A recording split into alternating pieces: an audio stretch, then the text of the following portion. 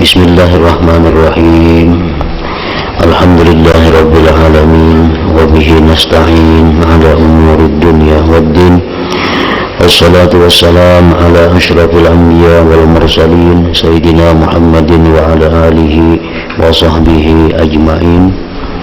Qala al-musannif rahimahullah wa nafa'ana bi ulumihi fid dharain amin. Wa takhalluqu bi makarimil akhlaq allati hiya al-akhlaqul ilahiyah wa huwa qurbun bisifat la bil makan. Wa man lam yakun qariba fasara qariba faqad taghayyara. Farubbama yuzannu bihadza anna al-qurba lamma tajaddada faqad taghayyara wasful abdi war rabbi jami'a. Idh sara qariban ba'da an lam yakun wa huwa muhalun bihaqqillahi ta'ala. Idh taghayyur alaihi muhal bal la yazalu bi nu'util kamal wal jalal ala ma kana alaihi fi azalil azal. Wa la yankashifu hadha illa bimithalin fil qurbi bainal ashkhas fa inna ash-shakhsaini qad yataqarabani bitaharrukihima jami'a wa qad yakunu ahaduhuma thabita fayataharrakul akhar fayahsulul qurbu bitaghayyurin fi ahadihima min ghairi taghayyurin fil akhar badal qurbu fi sifat aidan ila akhir. Makna kalamul Imam Al-Ghazali rahimahullah wa nafa'ana bi ulumihi fid dharain. Berakhlak dengan akhlak yang mulia yang merupakan akhlak ketuhanan seperti penyayang, penolong, pemurah, pelindung, maka berarti ia dekat dengan sifat. Ia berarti dekat dengan sifat-sifat Allah, tidak dengan tempat, karena Allah maha suci daripada tempat. Dan barang siapa tiada dekat, lalu jadilah ia dekat, maka ia telah berubah. Yang dulunya tidak dekat, sekarang ini dekat, berarti itu berubah. Nah, terkadang disangka dengan begini,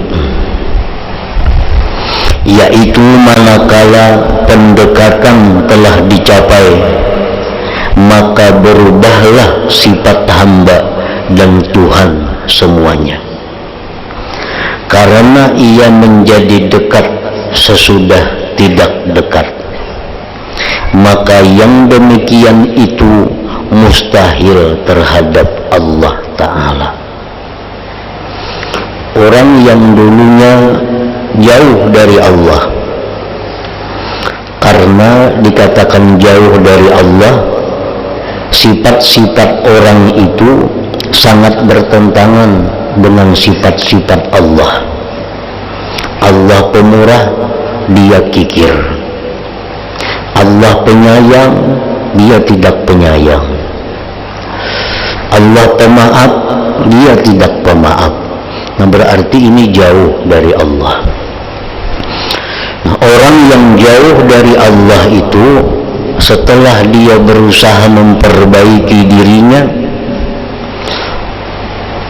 sedikit demi sedikit, sifat-sifatnya semakin baik, lalu akhirnya dia dekat dengan Allah. Nah, itu disangka bahwa ada perubahan antara hamba dengan Allah dan hamba dengan Allah, Allah dengan hamba. Maka yang demikian itu mustahil terhadap Allah Ta'ala, karena perubahan bagi Allah itu mustahil. Bahkan senantiasa dia Allah pada sifat kesempurnaan dan kebesaran atas apa adanya pada zaman azali. Jadi mendekat ini, yang berusaha mendekati itu hanya hamba, sedangkan Allah, dia berdiri pada kesempurnaannya, dia tidak akan berubah karena Allah itu mustahil berubah. Allah sebagaimana dahulu seperti itu, sekarang pun seperti itu. Jadi masalah dekat dengan Allah ini, yang mendekat itu hanya kita. Allah tetap pada sifat yang ada itu. Allah Maha Pemurah, tetap pemurah seperti dahulu dan sampai sekarang akan datang, tetap pemurah. Cuma hamba inilah yang sedikit demi sedikit menjadikan dirinya pemurah. Hamba inilah yang sedikit demi sedikit menjadikan dirinya itu kasih sayang. Jadi hamba inilah yang mendekati kepada Allah. Jadi perubahan itu ada pada hamba, bukan ada pada Allah Subhanahu wa ta'ala. Nah, maka tidaklah terbuka ini, tidak jelas ini, tidak mudah dipahami kecuali dengan contoh. Pada dekat antara beberapa orang. Ini contohnya mengenai tempat. Sesungguhnya dua orang terkadang saling dekat mendekati dengan gerakan keduanya sekalian. Antara A lawan B ini berjauhan. Lalu keduanya saling mendekat, saling bersasar. Akhirnya jadi dekat. Nah, terkadang ada dari salah satu keduanya, lalu bergeraklah yang lain. Terkadang ada berdekatan itu hanya dari satu orang yang bergerak, yang satunya tetap pada tempatnya. Yang satu ini bergerak, bersasar, memeraki, akhirnya parah. Nah, sedangkan yang satu tadi tetap pada tempatnya. Nah, itu pun bisa juga hasil pendekatan. Maka berhasillah pendekatan dengan perubahan pada salah seorang dari keduanya, tanpa adanya perubahan pada yang lain. Si A ini tetap aja duduk di situ, B ini yang memeraki, bersasar si B ini. Akhirnya dekat, hasillah dekat, tanpa ada perubahan dari si A. B ini yang berubah, yang mendekati. Nah, demikianlah kita dengan Allah. Allah tetap pada kesempurnaannya, Allah tetap pada keelokannya. Kita hamba ini yang berubah, yang mendekati kepada sifat yang mulia dari Allah itu. Kalau Allah kalau berubah dari sifat yang semula. Bahkan pendekatan pada sifat-sifat juga seperti yang demikian. Sesungguhnya seorang murid itu mencari pendekatan daripada derajat gurunya pada kesempurnaan dan keelokan ilmu. Ini murid ini mencari pendekatan kepada derajat gurunya yang berilmu. Dan guru itu tetap pada kesempurnaan ilmunya, tidak bergerak untuk turun kepada derajat muridnya. Dan murid itulah yang bergerak naik dari rendahnya kejahilan kepada tingginya ilmu. Maka senantiasa ia murid merangkak pada perubahan dan peningkatan untuk mendekati kepada gurunya, dan guru itu tetap tidak berubah. Nah, macam itulah contohnya antara kita dengan Allah Subhanahu wa ta'ala. Allah tetap maha penyayang, tetap maha penolong, tetap maha pemaaf. Sejak dahulu, sekarang sampai kemudian sifat Allah itu kada berubah. Cuma si hamba ini yang sedikit demi sedikit mendekati sifat-sifat Allah itu. Jadi bukan Allah yang berturun kepada hamba, Allah tetap pada sifatnya. Nah, si manusia ini yang sedikit demi sedikit memperbaiki dirinya untuk mendekatkan diri kepada Allah. Bandingannya seperti guru dengan murid. Guru punya ilmu yang elok, guru punya ilmu yang sempurna misalnya, si murid dalam kejahilan. Nah, untuk mendekatkan dirinya kepada si guru, kepada sifat ilmu itu, murid ini senantiasa naik sedikit demi sedikit, sedikit demi sedikit, akhirnya banyak yang diketahuinya, mendekati gurunya. Guru tetap utuh seperti semula, bukan guru itu turun kepada derajat murid kada, tapi murid menaik kepada derajat guru. Maka seperti demikianlah semestinya dipahami naiknya seorang hamba pada derajat pendekatan. Maka manakala ia si hamba menjadi lebih sempurna sifatnya dan lebih sempurna ilmunya dan meliputi dengan hakikat-hakikat perkara, lebih tetap kekuatan pada mengalahkan syaitan dan mencegah nafsu syahwat, dan paling nampak kebersihannya dari kekejian, niscaya jadilah ia hamba lebih mendekati kepada derajat kesempurnaan. Dan kesudahan kesempurnaan adalah bagi Allah Subhanahu wa ta'ala. Dekatnya setiap orang kepada Allah Ta'ala adalah menurut kadar kesempurnaannya. Orang ini makin pemurah, makin dekat dengan sifat Allah yang maha pemurah. Orang ini sangat penyayang, maka makin dekatlah dia kepada sifat Allah yang maha penyayang itu. Jadi kedekatan kita kepada Allah itu tergantung kesempurnaan sifat-sifat tadi. Orang ini banyak mempunyai ilmu pengetahuan, macam-macam ilmu pengetahuan diketahuinya. Nah, ini mendekatkan dia kepada ilmunya Allah Subhanahu wa ta'ala, karena ilmu yang sempurna, yang utuh itu hanya milik Allah. Makin banyak kita mengetahui, berarti makin mendekati kita kepada ilmunya Allah Subhanahu wa ta'ala. Dekatnya setiap orang kepada Allah Ta'ala adalah menurut kadar kesempurnaannya.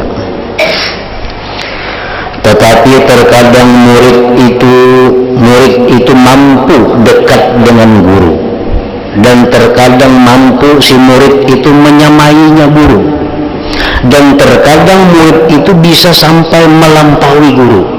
Nah, kalau murid ini orangnya sungguh, murid ini orangnya cangkal, akhirnya murid itu bisa melebihi gurunya. Akan tetapi yang demikian itu mustahil pada hak Allah Ta'ala. Bagaimanapun kita pemurahnya, kita kadang bisa melampaui pemurahnya Allah, menyamai pun kada bisa. Bagaimanapun kita kasih sayang kepada makhluk Allah, kada bisa menyamai kasih sayang Allah, apalagi melampaui. Karena sesungguhnya tidak ada kesudahan bagi kesempurnaan Allah Ta'ala itu. Dan perjalanan hamba pada derajat-derajat kesempurnaan itu berakhir dan tidak sampai kecuali kepada batas yang telah dibataskan. Bagaimanapun pemurahnya seorang hamba itu ada akhirnya. Bagaimanapun alimnya seorang hamba ada batasnya. Maka tidak dapat diingini baginya pada persamaan kepada Allah Subhanahu wa ta'ala. Kemudian derajat-derajat dekat itu berbeda-beda dengan perbedaan yang tiada berkesudahan baginya juga, karena tiadanya kesudahan dari kesempurnaan yang demikian itu. Nah, dekatnya seseorang kepada Allah antara A, B, C, D itu kada mau sama. Si A mungkin lebih dekat kepada Allah, si B lebih dekat lagi, si C lebih dekat lagi. Jadi kecintaan Allah terhadap hamba, kesimpulannya, kecintaan Allah terhadap hamba, Allah cinta kepada orang sabar, Allah cinta kepada orang takwa, Allah cinta kepada orang penyayang, Allah cinta kepada orang yang tobat. Nah, artinya adalah mendekatkannya dari dirinya kepada Allah dengan menolak segala gangguan dan perbuatan maksiat daripadanya, mensucikan batinnya dari kekeruhan-kekeruhan dunia, dan mengangkatkan hijab dari hatinya sehingga ia bisa menyaksikan Allah seakan-akan ia melihatnya dengan hatinya. Nah, itu artinya cinta Allah kepada kita. Allah cinta kepada kita, artinya Allah akan menolak gangguan syaitan daripada kita. Allah akan mencegah perbuatan maksiat dari kita. Allah membersihkan hati kita dari mencintai dunia. Allah membersihkan dinding hati kita sehingga kita bisa, mata hati kita itu melihat Allah Subhanahu wa ta'ala. Nah, itu arti cinta Allah kepada hambanya. Jadi orang yang suka berbuat maksiat itu jelas sudah orang yang kada dicintai Allah. Makanya Allah cinta, Allah cegah perbuatan maksiat daripadanya. Orang-orang yang menghabiskan waktunya untuk urusan duniawi, jelas orang yang kada dicintai Allah. Makanya Allah cinta, Allah akan gunakan dia untuk berkhidmat kepada Allah. Nah, itu makna cinta Allah kepada kita. Lain lawan arti cinta kita. Kalau kita mencintai sesuatu, cenderungnya hati kita kepadanya, beratnya hati kita kepadanya, itu kalau kita mencintai. Tapi kalau Allah mencintai kita, ya demikian tadi. Adapun kecintaan hamba kepada Allah, yaitu kecenderungannya untuk mendapatkan kesempurnaan ini, yang mana ia bangkrut daripadanya, kehilangan baginya.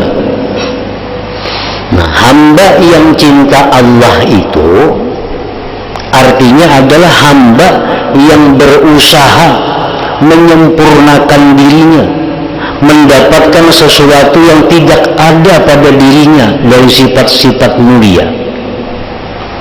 Hamba nih dikatakan cinta kepada Allah bila mana hamba ini berusaha menghilangkan sifat-sifat yang bertentangan dengan sifat Allah.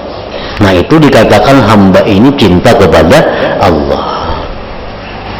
Hamba ini dulunya kada penyayang, nah, lalu dia menjadi orang yang penyayang.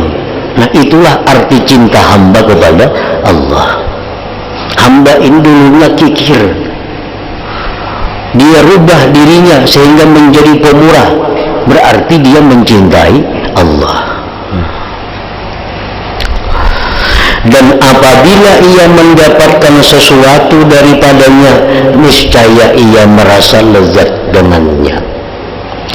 Ini dulu kali dia berisi sifat penyayang, sekarang ini ada sifat penyayang, lalu ini merasa lezat dengan sifat itu. Dulunya kada berisi sifat pemurah, sekarang ada sifat pemurah, dia merasa lezat dengan sifat pemurah itu.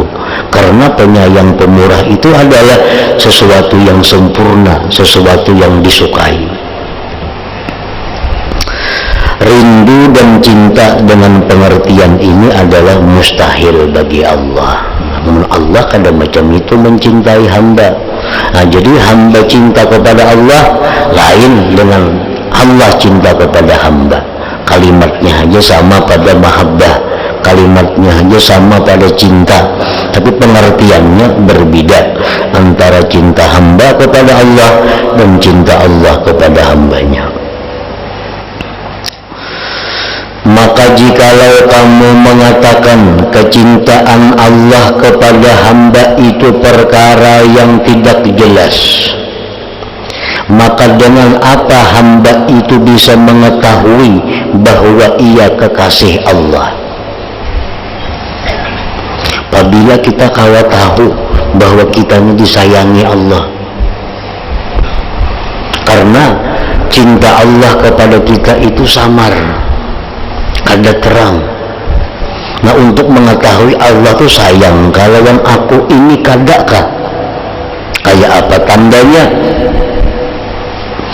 Nah, maka aku menjawab, ujar Imam Ghazali,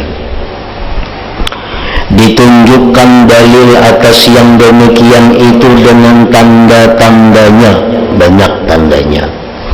Sungguh Nabi sallallahu alaihi wasallam bersabda, "Idza ahabballahu 'abdan ibtalahu, fa idza ahabbahu al-hubbal baligha iqtanahu." Qila wa maqtanahu, qala lam yatruk lahu ahlan wala mala.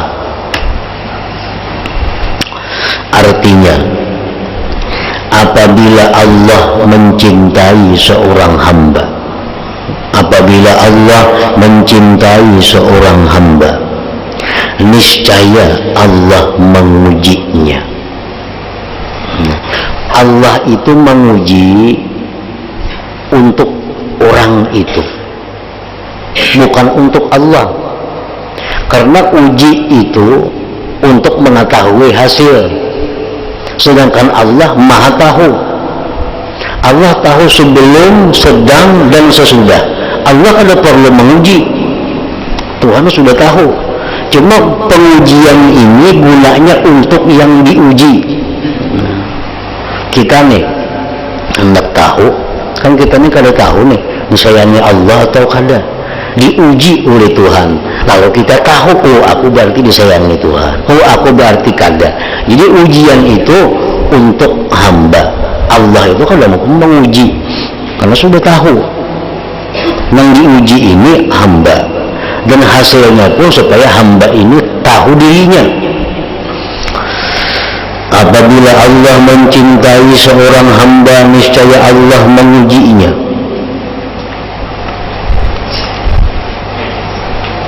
Apabila Allah mencintainya dengan cinta yang sangat, niscaya Allah akan mengumpulkannya.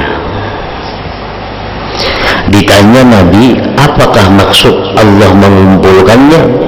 Beliau bersabda, Allah tidak meninggalkan baginya keluarga maupun harta. Jadi ada dua tingkatan.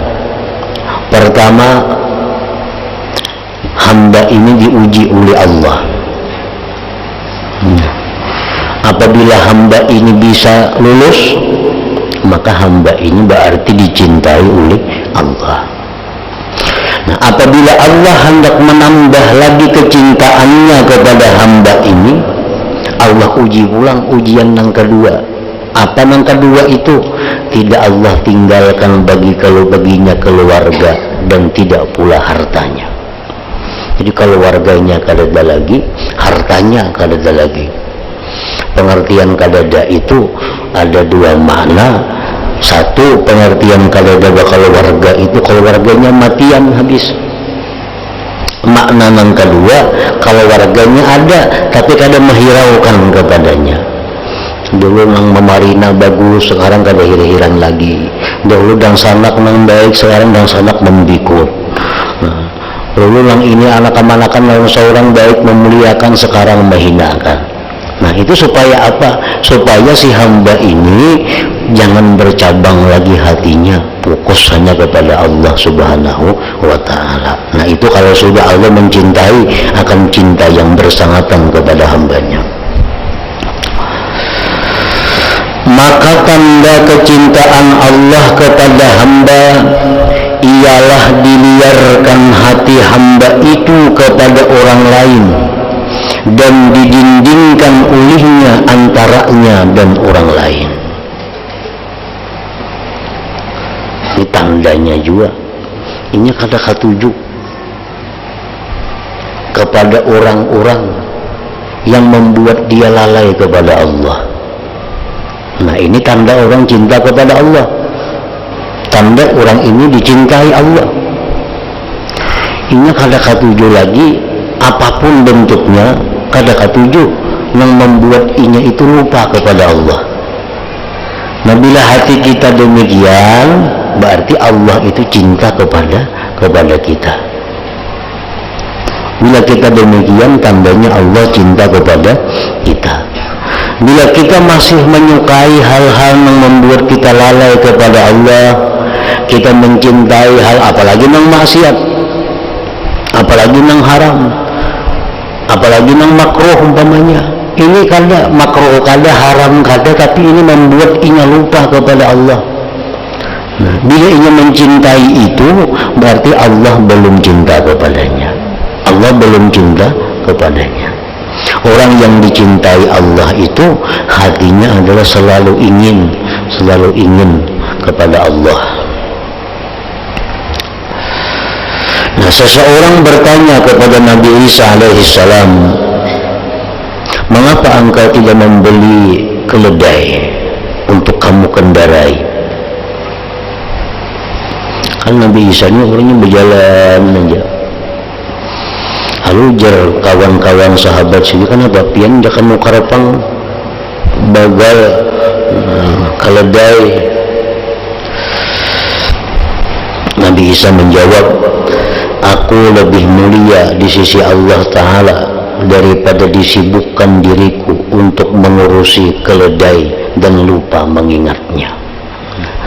Artinya aku kada hendak nukar tunggangan itu karena aku khawatir kalau kena mengurusi itu hatiku lupa kepada Allah. Nah, ini contohnya orang yang dicintai oleh Allah itu. Ini kada aku mengapa bila anggaran membuat dirinya lupa kepada Allah. Ini tanda orang yang dicintai Allah. Dan dalam sebuah hadis lagi, tanda-tanda orang yang dicintai Allah, iza ahabballahu ta'ala abdan ibtalahu, fa in sabara ijtabahu, fa in radiya istafahu. Artinya, apabila Allah mencintai seorang hamba, niscaya dia mengujinya. Diuji Tuhan, dirinya bisa. Diuji Tuhan dengan keluarganya, bisa. Diuji Tuhan dengan hartanya, bisa.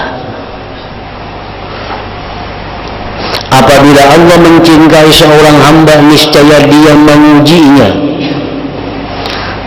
Namun kita nih selama ini nih, masalah harta pina kada masalah. Kalau pernah ada masalah yang berarti harta kita bertambah aja. Nah, kesehatan kita pina sihat saja. Bilang kada ada garing ada garing salisma, ada apa garingnya. Nah, anak bini kada pina diambil Tuhan. Anak hidup aja, bini hidup aja.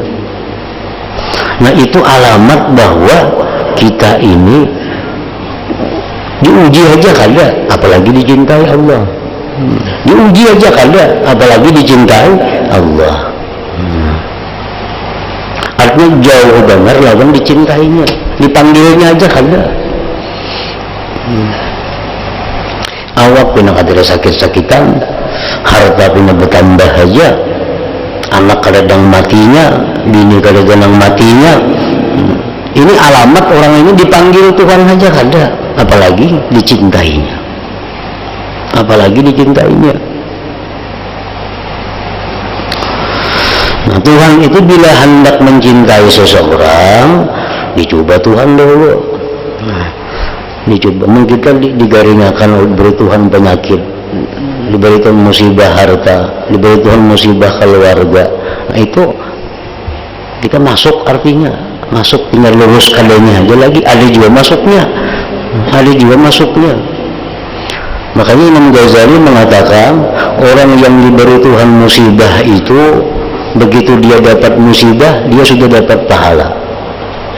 Sabar, dapat pahala lagi. Amunnya kada sabar, dia berdosa, tapi pahala musibah tetap ada, kada hilang. Nah, itu pendapat yang mutamat. Ada yang pendapat yang mengatakan bahwa pahala musibah itu keikat dengan sabar. Musibah kada sabar kada berpahala, sabar berpahala. Itu ada juga pendapat. Tapi pendapat yang muktamad itu daripada hadis-hadis Nabi dalilnya, orang itu begitu dapat musibah sudah diberi pahala. Sabar 2 kali pahala. Amun kada sabar pun tetap pahala musibah itu ada. Nah, jadi apabila Tuhan itu memberikan kita sesuatu musibah, tandanya kita diumpatakan masuk tes. Diumpatakan masuk tes. Tinggal lulus kadanya. Tinggal lulus kadanya. Nah, jika hamba itu sabar, niscaya dia Allah memilihnya. Namun ini sabar, dipilih Allah. Dan jika ia riba, niscaya dia memilih dan mengasihinya. Mengilang ini mana sabar, riba pulang, maginnya lagi. Ringking itu. Nah, jadi artinya setiap ada hal-hal yang kada nyaman di hati kita, hal-hal yang menyusahkan kita, itu adalah panggilan Allah untuk masuk ujian. Tinggal kita menjalani itu. Kasihan itu orangnya sugih, awak pina kada begagaringan, kasihan beneran itu. Kasihan, artinya apa? Kalau dipanggil Allah untuk masuk orang-orang yang dicintai Allah, kada dipanggil.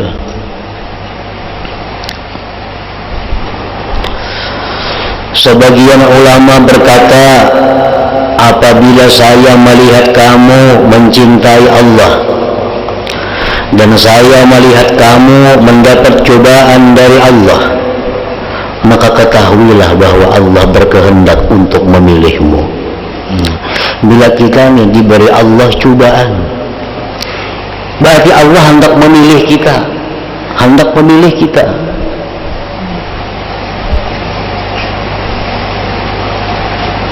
Maka ketahuilah bahwa Allah berkehendak untuk memilihmu.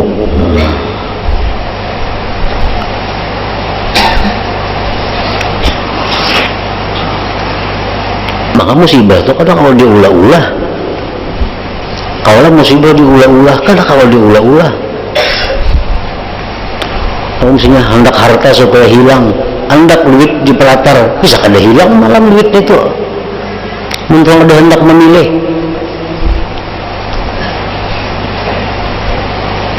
Bagaimana macam-macam supaya awak uyuh, bisa kada uyuh awak, bisa kada sakitan awak. Jadi musibah itu kadang kalau diulah-ulah seorang kada kawa.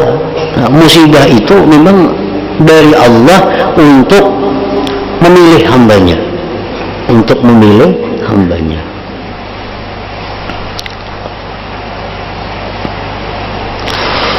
Sebagian murid berkata kepada gurunya, ujar murid itu, telah diperlihatkan kepadaku tentang sesuatu dari cinta.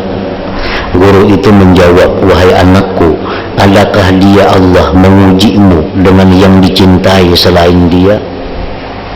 Adakah Allah mengujimu dengan kehilangan-kehilangan yang dicintai artinya?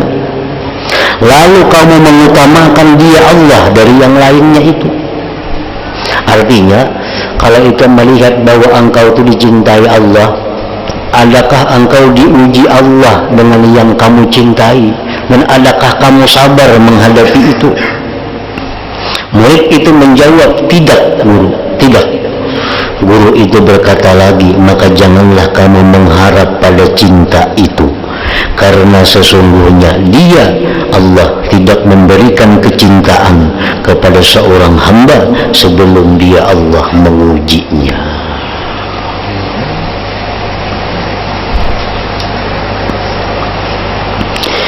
Rasulullah sallallahu alaihi wasallam bersabda, "Idza ahabballahu ta'ala 'abdan ja'ala lahu wa'izan min nafsihi wa zajiran min qalbihi ya'muruhu wa yanha." Ini pulang tanda lagi, tanda cinta Allah. Artinya apabila Allah Ta'ala mencintai seorang hamba, niscaya dia menjadikan baginya pemberi nasihat, dari dirinya sendiri dan pencegah daripada hatinya ia menyuruh dan melarangnya. Kalau Allah tuh cinta kepada seorang hamba, maka Allah menjadikan hati orang itu murunya. Bila ada yang kada baik, hatinya berat. Ada yang baik, hatinya ringan. Nah, di dalam diri orang itu dijadikan Allah sudah ada waiznya, penasihatnya. Itu tandanya orang yang dicintai Allah. Nabi SAW bersabda pulang, "Idza aradallahu ta'ala bi 'abdin khairan bassarahu bi 'uyubi nafsih." Artinya apabila Allah Ta'ala menghendaki seorang hamba akan kebaikan, maka dia perlihatkan kepada hamba itu akan kekurangan dirinya.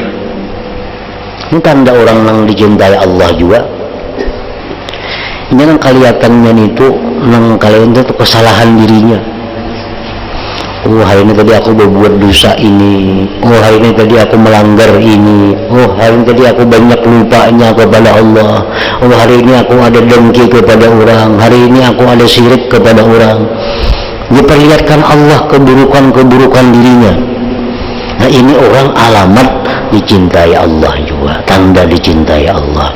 Nah, orang yang kada dicintai Allah itu, ini kada melihat rusak dirinya. Yang inya lihat cuma keburukan orang lain. Nah, orang lain salah, ini nampak benar kalian kan, mesti halus saya itu nampak. Mendirinya seorang yang salah kada kelihatan. Nah, itu tanda orang yang kada dicintai oleh Allah. Maka yang paling khusus tanda-tandanya itu adalah kecintaannya kepada Allah Ta'ala. Itu yang paling khusus. Dari sekian banyak tanda-tanda tadi, tanda yang paling khusus adalah cinta kita kepada Allah. Itu tandanya. Bila kita cinta kepada Allah, berarti Allah cinta kepada kita. Nah, itu tanda paling khusus.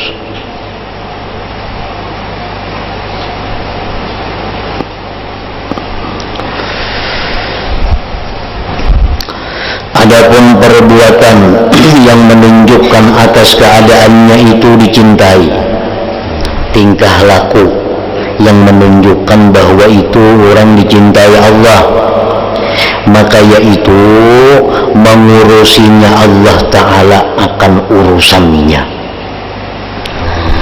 baik yang zahir maupun yang batin, rahasia maupun yang terang. Orang yang dicintai Allah itu ada diberikan Tuhan mengurusi keperluan dirinya. Allah sediakan ada orang-orang lain yang mengurusiakan, sehingga inya kada lalai kepada Allah. Nah, ini tandanya juga. Keperluan, kebutuhan orang ini diulahkan Tuhan, ada orang-orang yang mengurusakan. Kan manusia ini perlu kehidupan, perlu pakaian, perlu minuman, perlu makanan, perlu obat-obatan. Nah, inya ini ada diberi Tuhan orang-orang yang mengurusiakan itu, sehingga inya kada sibuk dengan urusan itu, kada lalai kepada Allah. Maka dialah yang mengisyaratkan kepadanya, yang mengatur urusannya, yang menghiasi akhlaknya, yang menggerakkan segala anggota badannya, yang meluruskan perilaku zahir dan batinnya, yang menjadikan segala kesusahannya kesusahan yang satu, yang membencikan kepada dunia dalam hatinya, yang meliarkan hatinya dari yang lain Allah, yang menjinakkan hatinya kepada Allah dengan lezatnya munajat dalam kesunyian, dan yang membukakan hijab baginya antaranya dan ma'rifatnya. Maka ini dan semisalnya adalah tanda kecintaan Allah kepada hamba. Jadi banyak kok tadi sudah macam-macam tanda cinta Allah tuh. Nah, berapa buting yang kita dapati dalam diri kita nih, mengkabar sebuti buting.